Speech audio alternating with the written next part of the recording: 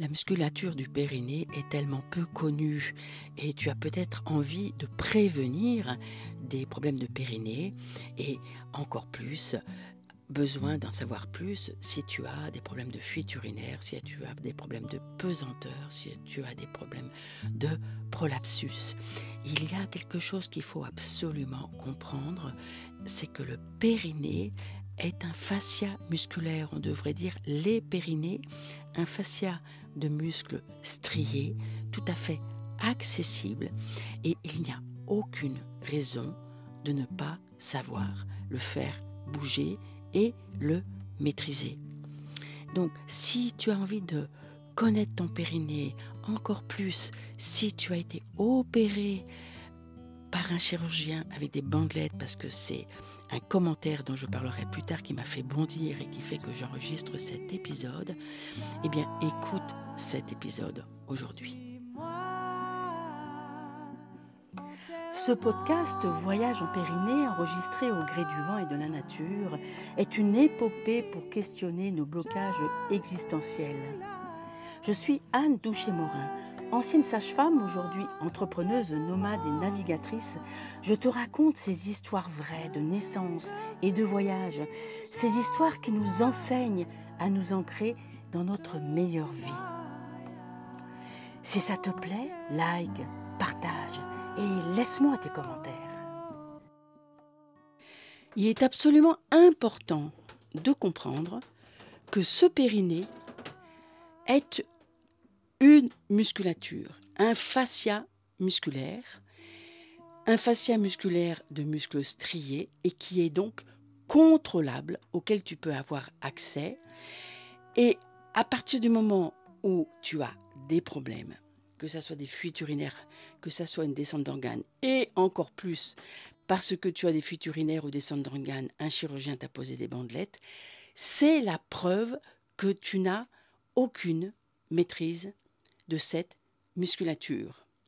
Et ce qui me retourne le sang aujourd'hui, c'est que dans un commentaire, une femme qui semble vraiment jeune, à mon avis, elle a guère plus de 45 ans, me dit que elle court après avoir eu une pause de bandelette et que les recommandations de son kiné sont: il faut courir sur la pointe des pieds, il faut avaler son nombril, il faut remonter son périnée. Alors, évidemment, ce sont des bons conseils.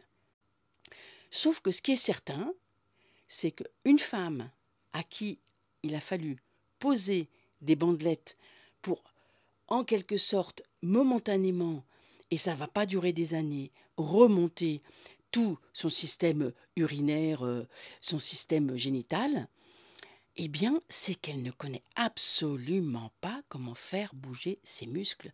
Et donc, un kiné qui va lui dire, il faut, en même temps que tu cours, remonter ton périnée, parmi vous, toi qui m'écoutes, est-ce que tu sais remonter ton périnée ?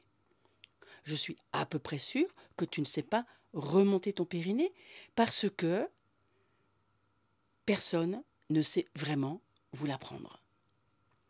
Parce que remonter ton périnée, si tu te mets à courir 20 minutes, une demi-heure, bien sûr que non.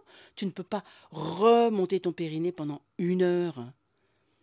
C'est comme si je te disais qu'il faut que tu cours avec un bras contracté pendant 1 heure. Ça n'est pas possible. Ce fascia musculaire, il va courir avec toi. Il y a une partie au moment où tu vas avancer une jambe qui va faire un certain mouvement, peut-être s'étirer pendant que d'un autre côté ça se contracte un petit peu, puis ça va se faire dans l'autre sens au fur et à mesure que tes jambes bougent.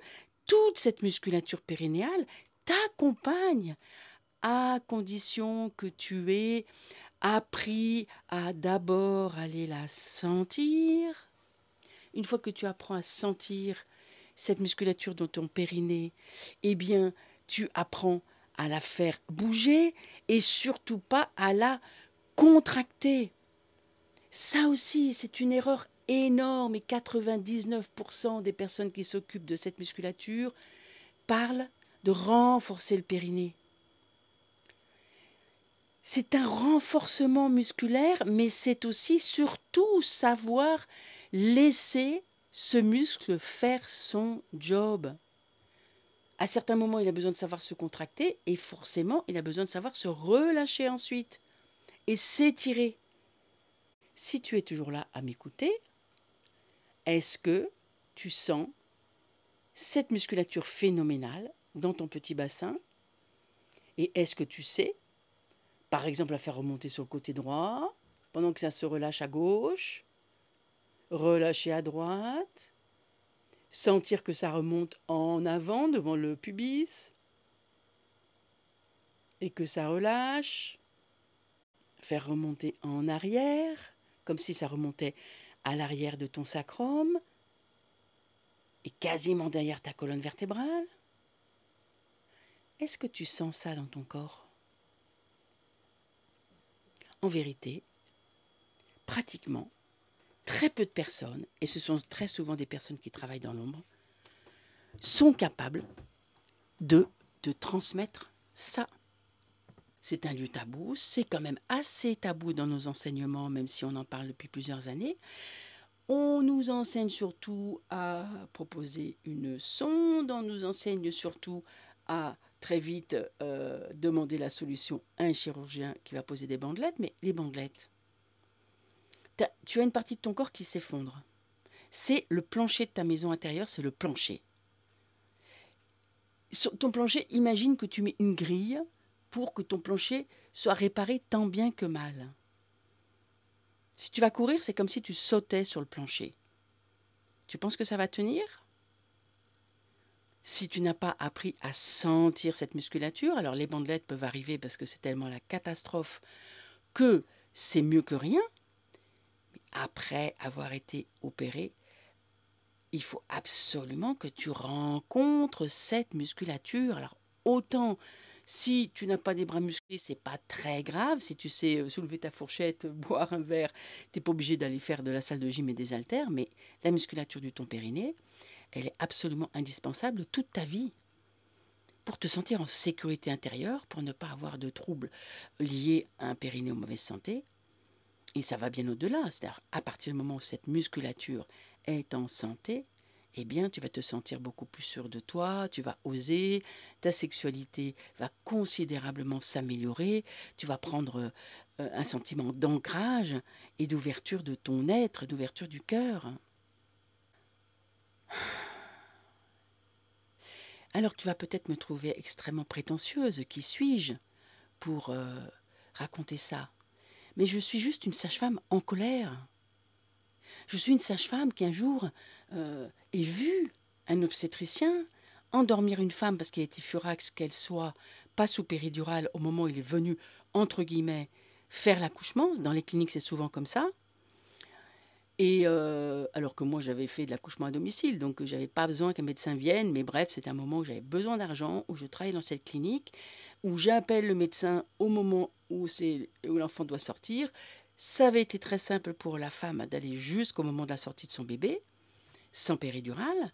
Lui, ne sachant pas travailler sans péridurale, de voir cette femme en mouvement, dans sa vibration extraordinaire de femme qui enfante. Il a appelé l'anesthésiste, il a endormi la femme, il lui a fait une immense épisiotomie, il a fait des forceps, il l'a recousue en disant, en discutant avec l'anesthésiste, « Oh ben de toute façon, moi, ces bandelettes, j'ai appris à les poser sur le tas. » C'est même pas un chirurgien, c'est un obstétricien seulement.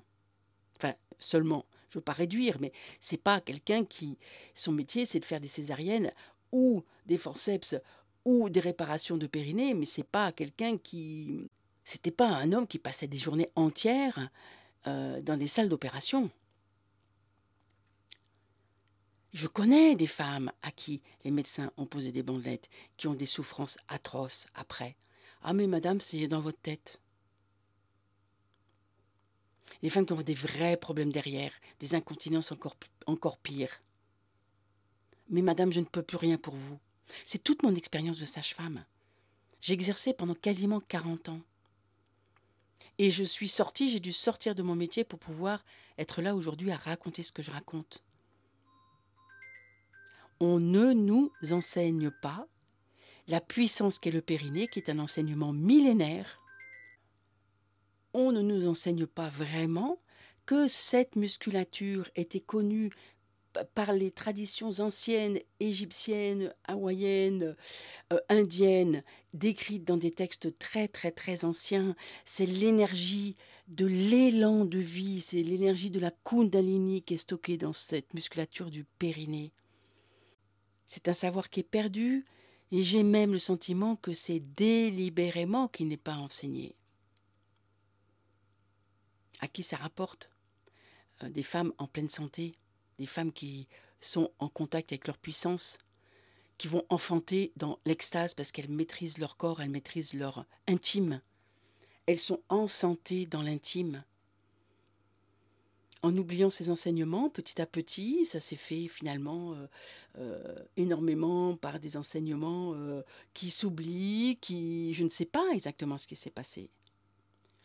Moi, je suis une femme de terrain et c'est ce que j'ai observé.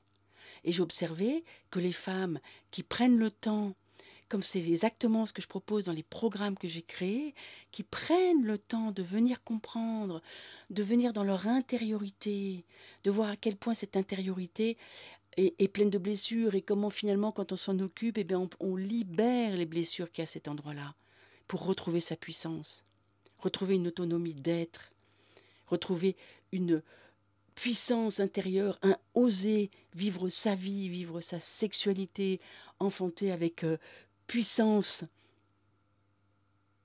Et moi, j'ai appris à l'école de sage-femme à me la fermer, à faire des gestes qui sont des gestes qui ne devraient être que en cas d'urgence.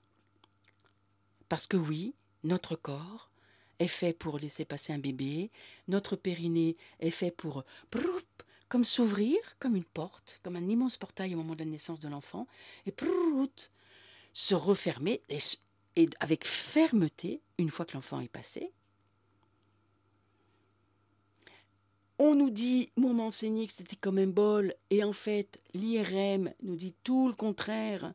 C'est comme des ailes de papillon, et la musculature, quand elle est en bonne santé, elle est plutôt rebondissante, et c'est logique puisque son boulot, c'est de faire rebondir les pressions vers le haut. Ça n'est pas du tout un bol prêt à s'affaisser quand on est debout.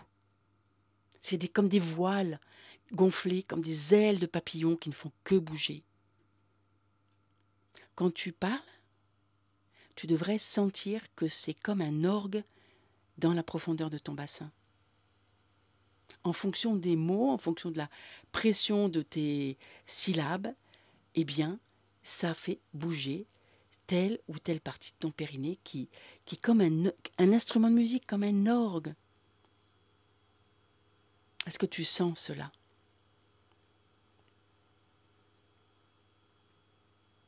Alors, vraiment, je t'invite à me poser des questions. J'ai été alertée par cette femme qui, 1 an après la pose de bandelettes, parcourir avec des conseils d'un kiné, qui sont des bons conseils dans l'absolu, mais sauf qu'une femme à qui on a posé des bandelettes, je sais par expérience, 1 an après, qu'elle ne connaît pas suffisamment sa musculature périnéale pour pouvoir faire en vrai ce que son kiné lui a conseillé. Parce que si elle a des bandelettes, c'est qu'elle était tellement loin. Et je parle à vous toutes, malheureusement. Si tu as des bandelettes, heureusement, c'est un pis-aller. Et heureusement, pour un certain nombre de femmes, ce sont des opérations qui se passent bien, même si ce n'est pas le cas de beaucoup. Il y a beaucoup de mutilations quand même suite à ça, beaucoup de douleurs pour certaines autres. Mais si ça a été une réussite pour toi, si tu as été jusqu'aux bandelettes, c'est que tu ne connais pas bien ton périnée, c'est tout. Et c'est surtout ça qui est important, c'est de prendre conscience. Donc si tu veux rencontrer ton périnée, rejoins les programmes Voyage en périnée, la danse du périnée. Mais je te promets, ces 40 années d'expérience de sage-femme particulière, parce que moi aussi j'ai été touchée dans mon histoire, dans l'histoire de ma mère, dans l'histoire de mes grands-mères, par ce problème, touchée de façon dramatique. Et du coup, je n'ai eu de cesse dans ma vie de sage-femme que de vouloir m'adresser à cette fantastique santé des femmes qui est en chacune d'entre nous. Il faut oser plonger, venir à l'intérieur de soi-même. Et c'est là que c'est difficile, c'est là qu'il y a des peurs, c'est là qu'il y a des échecs.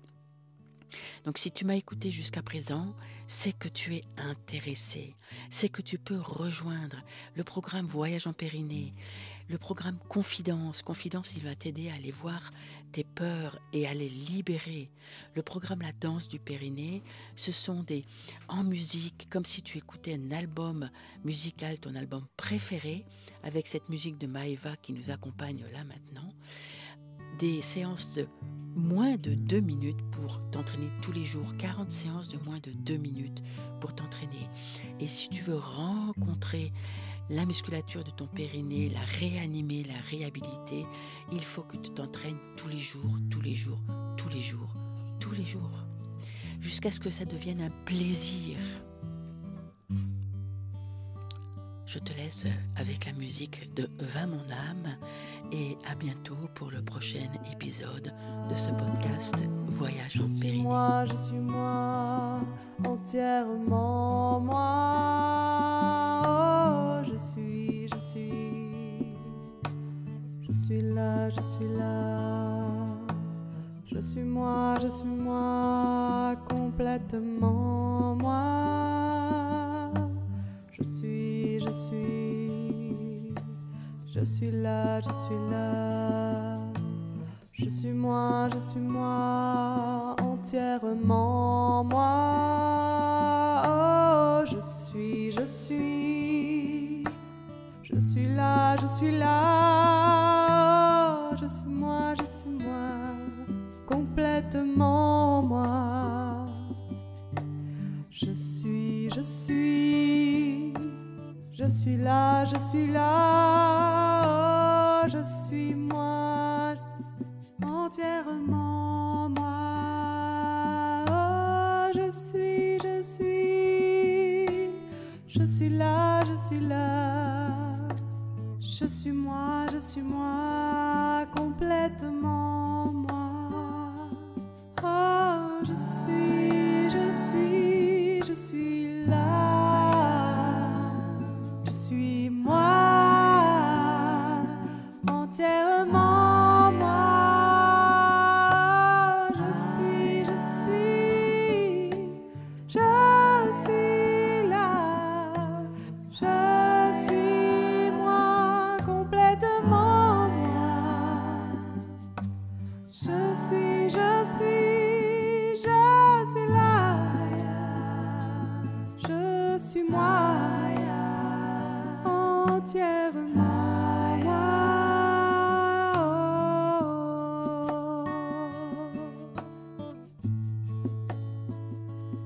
Je suis là.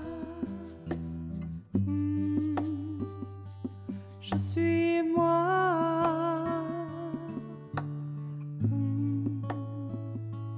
Je suis là,